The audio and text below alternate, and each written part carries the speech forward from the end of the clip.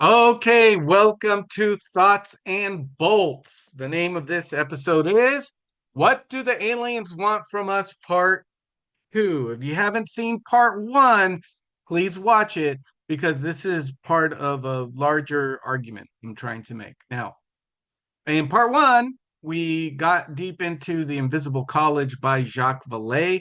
This book was written in 1975 and still holds up.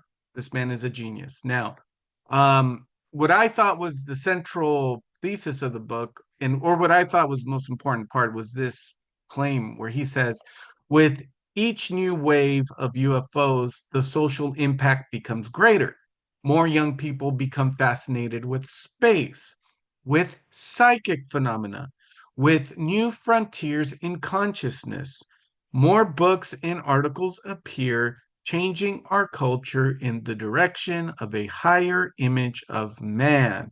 And in part one of our series, I pretty much argued that yes, Jacques Vallée is right, and we can show that that's true. With each new wave of UFO um, encounters, uh, the general public becomes more interested in psychic phenomena specifically. So go check out that video. Now, the aliens want us to level up. Okay, that's the argument we made, and this is what we're going to continue with. So, Lou Elizondo, in his book Imminent, at the beginning of chapter 5, makes some very interesting points when he says, when Lonnie Zamora peered into that arroyo in Socorro, New Mexico back in 1964, he saw an egg-shaped object with some sort of markings or insignia on its side. He was strictly warned by the Air Force not to share that knowledge with civilians, and he kept his word. Similarly, numerous witnesses associated with the 1947 Roswell crashes told government officials they saw hieroglyphics on various pieces of the debris, but they were told not to discuss this publicly. Witnesses of the UAP encounter at Rendlesham Forest in 1980 also saw similar symbols on the craft. There are many other examples like these, whether it be French cave paintings, Sumerian cuneiform, Egyptian hieroglyphics, or Old Hebrew in the Dead Sea Scrolls. Writing is a universal way for humans to communicate with each other. Does this logic apply to UAP? Did we learn this at some point from the non humans who control UAP? Do the mysterious markings on crashed UAP broadcast some sort of profound universal message, or are those messages far more practical? Are they just simple safety warnings like danger, don't touch? Now, if you continue this chapter, Elizondo is explicit in saying that he's not advocating for ancient astronaut theory, but he is drawing parallels. Now, this is interesting to me. This line. Did we learn this at some point from the non humans who control UAP? Right? In other words, did we learn how to communicate through writing from them? Okay. And it's an interesting thing to wonder. It's something to question, right? Because look, if you look at the Lonnie Zamora case, this is his drawing of what looks like a tic tac that was seen in San Diego in 2004 by, those Navy pilots. There was an insignia on the craft. Okay. If you look at the Randlesham case, which is a case where the UFO actually damaged the bodies of the two servicemen, and they are collecting benefits because of those injuries to this day. Here's the drawing by Jim Peniston, who touched the craft, and this is what he says he saw. It would be ironic if what this reads out to is "do not touch," or stay 10 feet away, please. But there was writing on the craft. In the Roswell legacy, Jesse Marcel Jr., the son of Jesse Marcel Sr., who was at the crash site, at the debris site, and who brought some of the debris home. When Marcel Jr. was a boy, he says, at first I thought of Egyptian hieroglyphics, but these were no animal outlines or figures. They weren't mathematical figures either. They were more like geometric symbols, squares, circles, triangles, pyramids, and the like. So, the Roswell debris, some of it had writing on it. Again, the Rendlesham craft had writing on it. The Lonnie Zamora craft had writing on it. And so we should ask the question, did we learn writing? Did we get the idea of writing from them? Why not? Let's ask the question. Um, is this what the past looked like? Is this what happened at some point in our past? I don't know. Okay. Here's my Chat GPT reconstruction of the little I-beam Jesse Marcel Jr. describes. Okay. Did our ancient ancestors encounter something like this and learn from people like this the concept of writing? I don't know. But if we go back to our question about the aliens wanting us to level up, we have to consider this as a possibility. Now, that's why I say maybe. My favorite word in the English dictionary, maybe. Let's look at when writing started, right? Writing started, the earliest writing in Mesopotamia and Egypt began sometime, uh, around 3000 BC. Okay. Before that, it looks like we were kind of, creeping to it with little tokens on clay envelopes and, numerical tablets. But in terms of full-blown writing, as we understand it in Mesopotamia and Egypt, it starts at about around the same time, okay, which is 5,000 years ago. Um, this book is really good. It's about the history of writing. And this is a very interesting quote. Although anatomically modern humans have existed for about 100,000 years, writing is relatively recent invention, just over 5,000 years old. So consider that human beings, Homo sapiens sapiens, have had the same body design, the same brain we have now for the past 100,000 years. So if you went 100,000 years in the past to the cavemen, okay, and you saw a human being, his brain and your brain, pretty much the same design, okay, same genes, same DNA, same species, okay. You could, get with a caveman 100,000 years ago or cave woman and have a child, okay. Our anatomy has not changed. So we existed for 95,000 years as Homo sapiens sapiens without writing.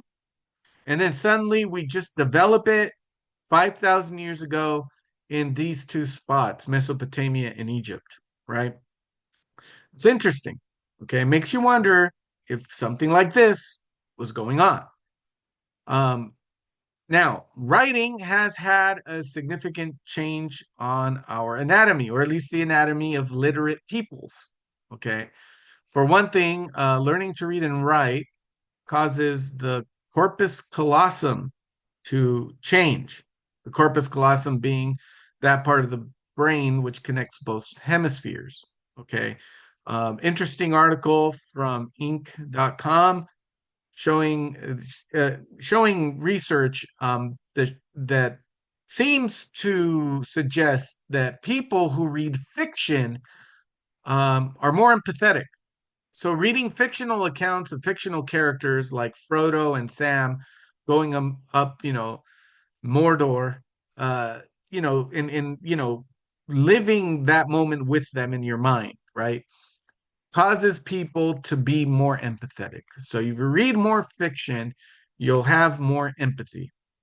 Um, this book is great, The Weirdest People in the World. And it talks about how mass literacy, which is something that started in the West, um, changed the human brain. Okay. It thickened our corpus callosum. Okay. This part of the brain I told you here.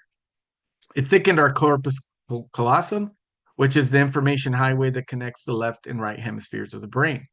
Okay.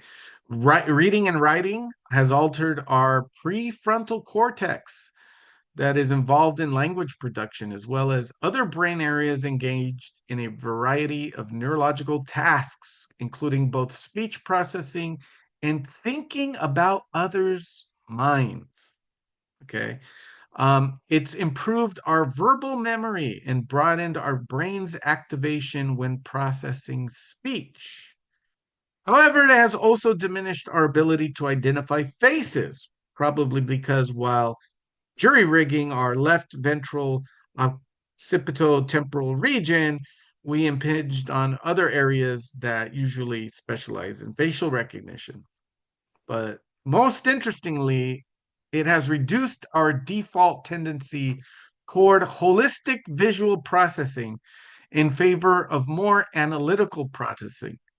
We now rely more on breaking scenes and objects down into their component parts and less on broad configurations and gestalt patterns. So that exotic technology, which has forever changed the human brain, is none other than reading and writing. So I go back to this series, God's Man in War, by Tom DeLonge and Peter Levenda. It's a nonfiction series. It's excellent. I think the most important book in that series is Man, Part 2, but they focus on what's called the cargo cult theory of human civilization, where just as human beings in the South Pacific confused our airplanes for gods and began to worship them and mimic them, right? These, wooden facsimiles, if you will, of airplanes. They can't fly, but they do mimic airplane technology, right? So the theory is that our human civilizations, like Mesopotamia and Egypt, that we talked about here, would be cargo cults of what our ancestors encountered in the distant past. So that's cargo cult theory. And it's interesting to know that the Egyptian term for hieroglyphics is literally speech of the god, which is to say that the term divine speech, meduneter, literally means speech of the god. It's the same term used to describe hieroglyphic writing. So I'm going to leave you with that thought. Okay. If ancient Egyptian civilization is a cargo cult, a UFO cargo cult, if ancient Sumerian civilization is a UFO cargo cult, it would stand to reason that our ancestors, when they encountered these guys, assumed that they were some kind of god, and that if they, you know, taught us the basic concept of writing, if these guys used writing, that we would consider these writings the speech of the gods, or Meduneter, which is why I say maybe. It can't be ruled out. So if it is, and I kind of lean toward the idea that yes, this gave birth to this, because it does comport with the whole level up theory that we outlined in video number 1. I'm not saying I know that to be true, but I'm saying the chance is at least 50%. So with that, I will leave you with what I always leave you with, and that is to remember that consciousness is not classified. You can look upward, you can look inward, but you'll know more about what's up there by looking inside of yourself than any other way. Good night.